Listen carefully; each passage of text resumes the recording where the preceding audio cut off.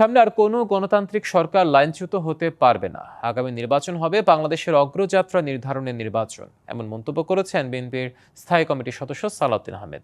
সকালে কক্সবাজারের চকরিয়ায় চিরিঙ্গা পালকাটা মাছঘাট স্টেশনে ইউনিয়ন বিএনপির কার্যালয়ে মহিলা দলের কর্মী সভায় তিনি আরও বলেন, তারা এমন একটা সংসদ চান যেখানে আর প্রশংসার স্তুতি বাক্য প্রচলন হবে না।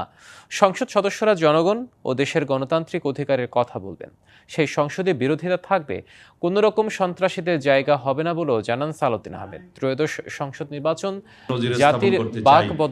জাতির বাকি বদলে দিবে। গণতন্ত্রের রক্ষা কবচ হিসেবে সব গণতান্ত্রিক প্রতিষ্ঠান কাজ করবে বলেও আশা প্রকাশ করেন বিএনপির এই নেতা।